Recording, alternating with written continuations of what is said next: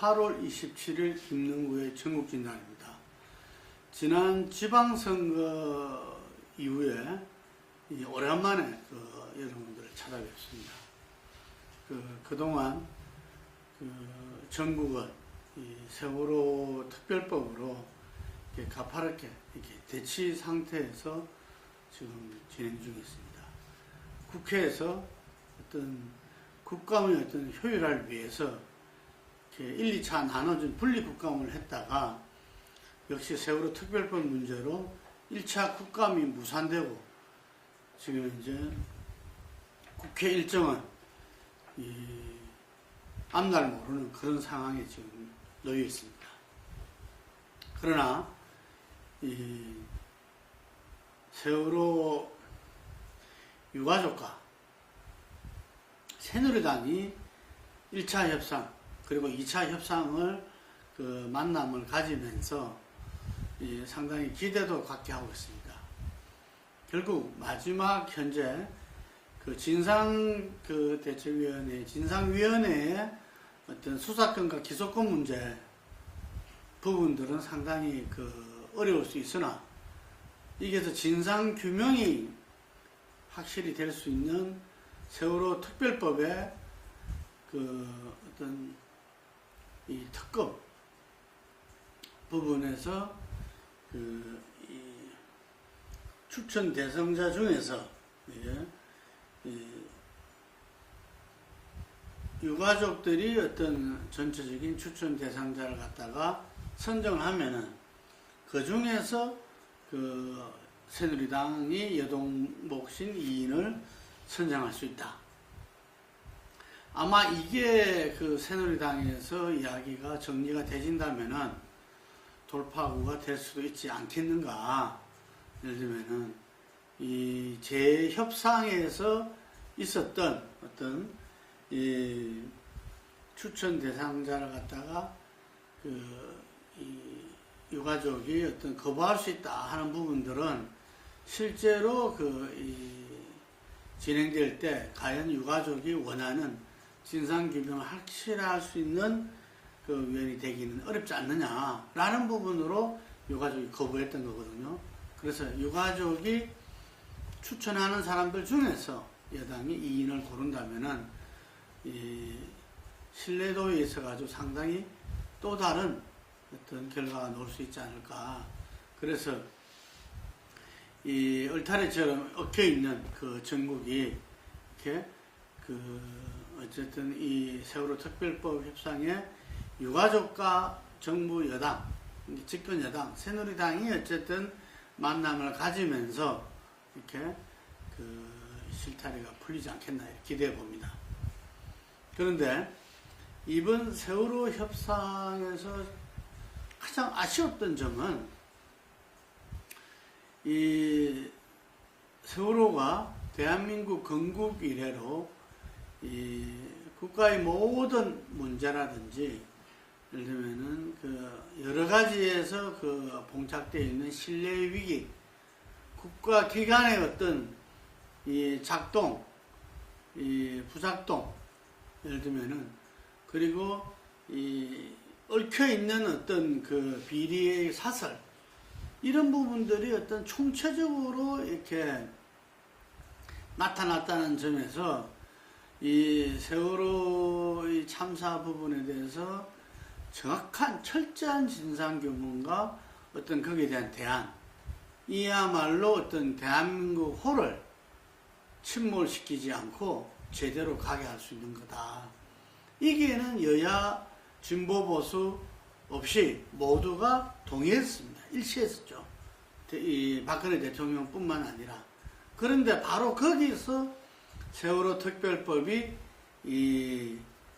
이야기돼지고 함께 합의돼지고 나갔어야 되는데 이게 어떤 이 정치 세력 간의 문제, 유가족과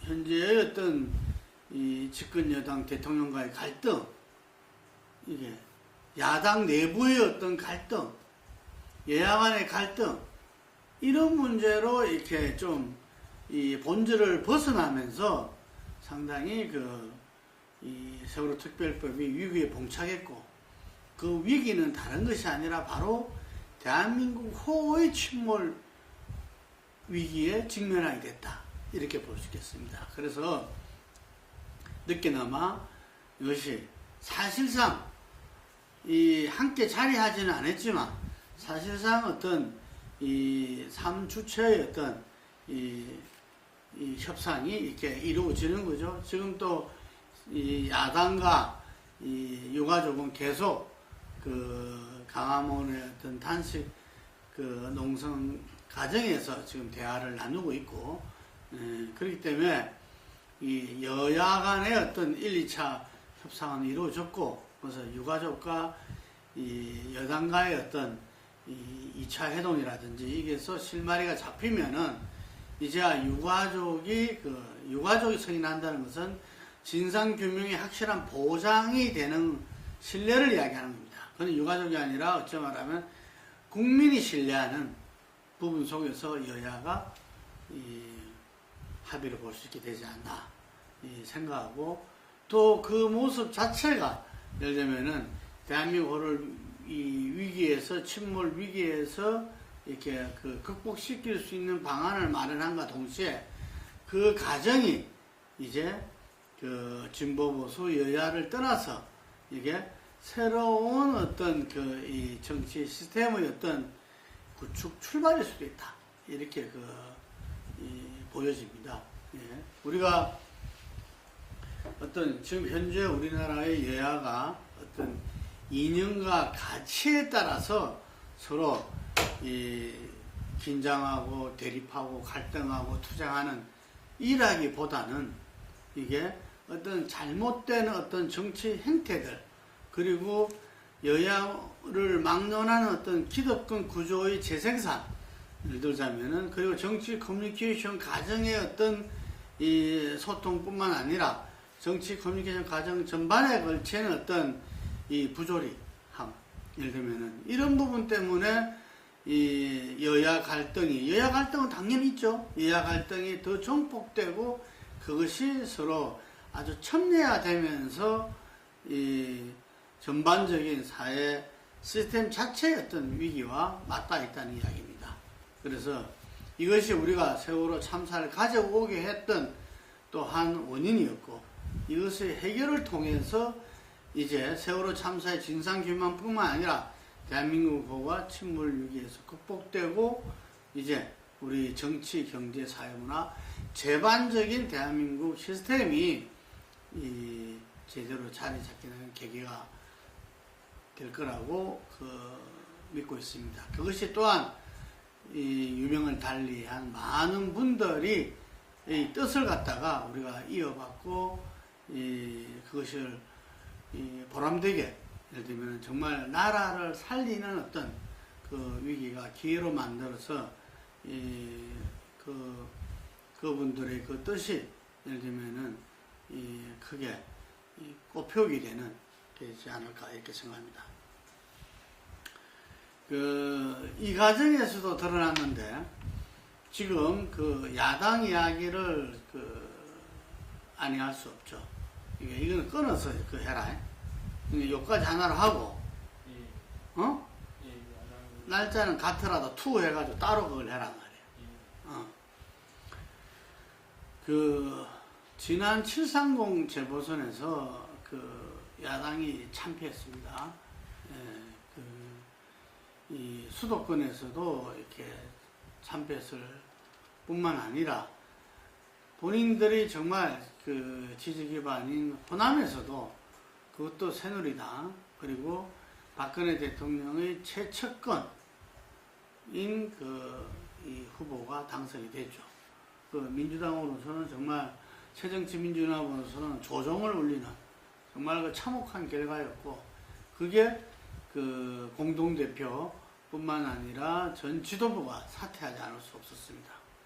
그리고 박영선 원내대표가 국민공감비대위원장으로서 만장일치로 추대돼서 지금 현재 이 전국을 이끌고 있습니다. 그런 가운데서 세월호 특별법에 원내대표 자격으로서 협상 이 추진되지 못하고 재협상도 결국 추진 실패했습니다. 이런 가운데에서 과연 새정치민주연합이라는 호는 어디로 가고 있는가? 도대체 이 난국을 어떻게 해야 되는가? 많은 사람들이 이야기합니다. 새정치민주연합은 현재 야당은 정통 야당인 더 깨져야 된다. 더 국민들한테 참혹하게 어떤 신뢰 바닥까지 떨어져야 된다. 거기서 정말 새롭게 거듭나지 않으면은 이거는 야당의 불행뿐만 아니라 대한민국 모두의 불행이다. 우리가 잘 알다시피 새는 진보와 보수 양날개로 난다는 이야기 있잖아요. 국가는 진보와 보수 여야가 서로 견제와 균형을 통해서 이렇게 발전하게 돼 있는 겁니다. 그럴 때 국민이 가장 행복할 수가 있는 거죠. 어느 일방의 독주, 일방의 압도적인 어떤 그거로서는 오히려 그것이 부메랑으로 돌아와서 전체 국민들한테는 좋지 않은 결과가 있다. 이런 이야기죠. 이런 측면에서 현재 야당의 침묵 부분은 국가적으로 굉장히 불행한 일이라고 봅니다. 그럼 야당은 현재 새정치민주연합은 이 안철수 현상의 어떤 발현한 새정치연합과 기존의 민주당이 합당한 당입니다. 어떻게 보면 야당으로서는 마지막 승부수를 갖다가 걸 수 있는 당인데 지방선거에서 서로 비기였다 할 정도로 무승부로 했다가 7.30 재보선에서는 참패를 했죠. 저는 이 부분에서 내년 전당대회에서 예정된 내년 초 전당대회에서 과연 이 새정치연합이 어떤 기존의 무기력과 이렇게 여러 가지 문제를 극복하고 수권정당으로서 정책정당으로서 국민에게 새롭게 신뢰받는 정당으로 거듭날 수 있는가? 굉장히 중요한 문제라고 봅니다. 그래서 그런 점에서 이 새정치연합은 나아갈 길은 어딘가? 저는 이 새정치연합이 너무 많은 스펙트럼의 의원들이 너무 넓게 포진되어 있다. 이게 여당일 때하고 야당일 때 다르다고 봅니다. 많은 국민들은 이게 여러 각계각층에서 새롭게 진보하고 새롭게 발전해 나가고 있습니다. 근데 정치권에서 이 부분들을 다 대변해 주지 못하고 있습니다. 이 변화하는 어떤 이 사회와 그 속에서 정치세력이 그거를 반영하고 있지 못한 한계가 많다는 이야기죠. 그래서 2008년도 촛불 때도 어쨌든 정치권은 후계자였고 이번에 세월호 참사 과정에서도 오히려 갈등을 야기하는 측면도 있었습니다. 정치란 게 뭐냐? 예를 들면 권력 투쟁일 수도 있지만 예를 들면 그 밑바닥에는 어떤 국민의 갈등과 어떤 국민의 제 문제를 해결해 나가는 과정이고 그 결과가 결국 정치입니다. 그래서 면에서 봤을 때 야당의 어떤 새로운 어떤 이 변화, 출발 이런 건 너무나 중요한 일이죠. 변화하는 각계각층의 어떤 국민들의 어떤 이해와 요구를 갖다가 반영하지 못한다면은 새로운 방법을 생각해야 되지 않겠나. 그것이 전당대회에서 저는 격렬하게 부딪힐 거라고 봅니다. 거기에 대한 해법과 대안을 놓고 이 전당대회에서 이 야당의 각 세력들은 한판 승부를 가질 것이고 거기에서 답이 나오지 않고 기득권 구조 속이 온전된다면은 이 야당은 깨져서 여러 세력으로 나뉘어서 국민들한테 국민적인 평가와 심판을 통해서 거듭나야 되지 않겠나, 이렇게 보고 있습니다. 어쨌든 간에 지금 그 전당대회 전에도 지금 정기국회와 여러 현안들이 현재 놓여 있습니다. 이게서 어떤 모습으로서 이 새정치연합, 우리 제1야당의 모습을 가져갈지 잘못 주목되고 있습니다. 자, 이게 새정치권. 그 다음에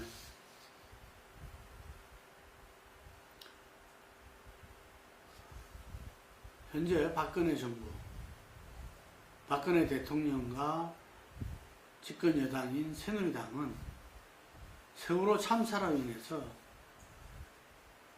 지난 지방선거에서 참패를 예상하면서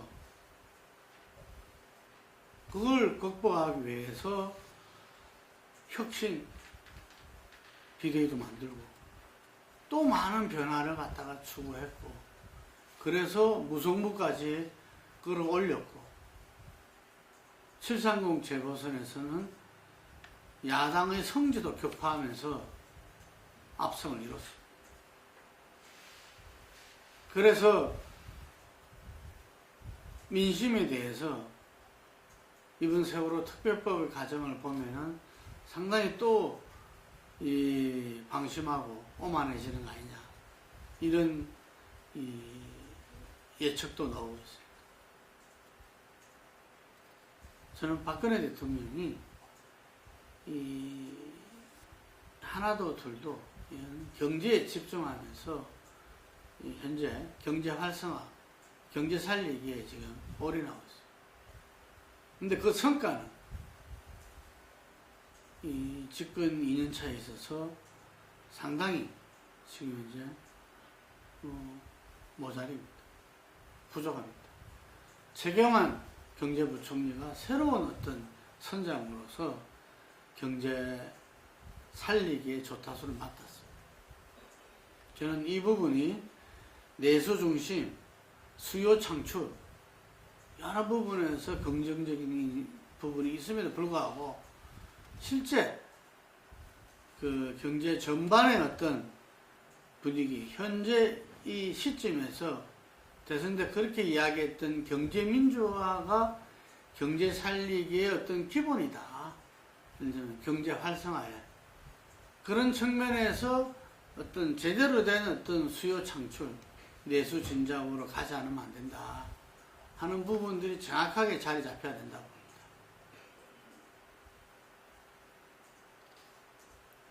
그런데 이게 자칫 잘못해서 일정 중심적인 부분이 빠져버리고 어떤 이 전시행정으로 해서 어떤 단기 처방책으로만 간다면은 오히려 우리 사회가 지금 현재 그 갖고 있는 양극화라든지 이게 그런 속에서 지금 제일 큰 문제들이 저출산 이런 문제들 아닙니까? 이런 것들은 심화될 수밖에 없다. 그리고 이미 복지에 대해서 기대치는 한껏 높여져 있어요. 우리가 국민 대타협을 통한 어떤 이 정세를 위한 어떤 복지 재정의 확충 없이 이것을 이루려면 굉장히 지난하고 오히려 그 과정이 이렇게 이 국가적 위기가 봉착할 수 있다 보여집니다. 그래서 저는 박근혜 대통령이 그 부분에서 이렇게 이 문을 열어놨다 보여지는데 용단을 내려야 되지 않나 이렇게 그 보이지고요. 지금 선거가 없는 이 20개월 동안에 어쨌든 간에 이 대통령으로 당선됐으니까 본인이 철학과 정책을 국민한테 솔직하게 내놓고 또 그 부분을 마음껏 펼쳐나기를 바라고, 그것이 제대로 되진행할 때 대한민국이 한 걸음 더 나갈 수 있지 않나. 그리고 그 부분에 대해서 야당의 어떤 이 견제와 야당의 쓴소리에도 항상 귀 기울여야 된다. 이게 그런 점에서 다시 한번 더 이렇게 기대를 해봅니다. 지금 이 7.14 전당대회를 통해서 새롭게 등장한 김무성 당대표 체제는 청와대와 수평적인 어떤 관계, 동지적 관계로서 나아가겠다 했지만, 지금 현재 제가 볼 때는 이 경제 활성화, 경제 살리기의 어떤 최우선 아젠다 국정 운영에서는 협조적인 관계가 될 수밖에 없죠. 이게 정부가 해나가는 걸 뒷받침하는 게 집권 여당의 몫인 게 기본이 될 수밖에 없기 때문에. 하지만 그 과정에서 어떤 여야를 갖다가 링크하고, 예를 들면 야당의 목소리, 아니면 국민의 목소리, 민심의 목소리를 정확하게 대통령과 정부에 전달하고 나가는 역할이 바로 새누리당의 갈 길이 아닌가, 김무성 당대표의 갈 길이 아닌가, 이렇게 보여집니다. 총체적으로 지금 현재 여기까지 하고, 마지막 현재 차기 대선 주자들의 이 평가를 보면은 특징 중에 하나가 박원순 시장이 계속 1위를 달리고 있다. 그리고 안철수 의원이 상당히 대선 주자 지지도에서 좀 떨어졌다 하는 부분을 들 수 있겠습니다. 이렇게 박원순 시장, 문재인 의원, 그리고 이 김무성 당대표, 정몽준, 김문수, 안철수 이렇게 지금 나오고 있죠. 이게. 근데 이분들이 정말 이 세월호 참사를 통해서 대한민국을 책임질 사람이 누구냐 라는 부분들에 각계각층에서, 자기 자리에서 그 부분에 대해서 어떤 답을 제시할 수 있는 부분들, 국민들은 계속 주목하고 있습니다.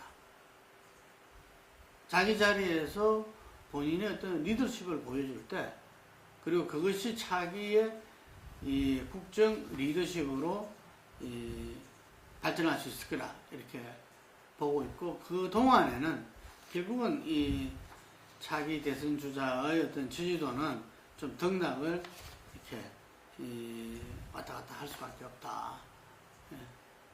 우리가 이 특징이 주로 대선이 있는 해에 출마 선언을 하고, 그때 자기의 어떤 이 대한민국 발전 마스터 플랜을 내놓고 했는데, 그러다 보니까 마스터 플랜 없이 선거를 치르기도 하고, 인수시 시절에 허겁지겁 만들기도 하고 하다 보니까 그 다음 국정 운영에서는 다들 이렇게 실패자로 끝날 수밖에 없었던 게 우리 또 점철된 역사였습니다. 그래서 대선 주자로 이렇게 국민들의 어떤 기대를 모으는 사람들은 대한민국 발전 전략, 대한민국 발전 마스터 플랜을 갖다가 미리 준비하고, 그것을 갖다가 최소한 1년 전부터는 검증받는 그러한 우리나라 대통령 선거가 되어야 되겠다. 그 대통령 선거가 바로 대한민국 앞으로 향해 나갈 방향과 그 내용을 결정짓는 선거가 될 수 있도록, 이것이 어찌 말하면은 보수 진보의 어떤 전쟁 같은 어떤 선거에서 극복할 수 있는 길이 아닌가 이래 봅니다. 현재 랭크되고 있는 대선주자 모든 분들이 대한민국 발전 전략을 세우고 그것을 국민적인 검증을 이렇게 받아 나가는데 승부를 걸기를 진심으로 기대해 봅니다.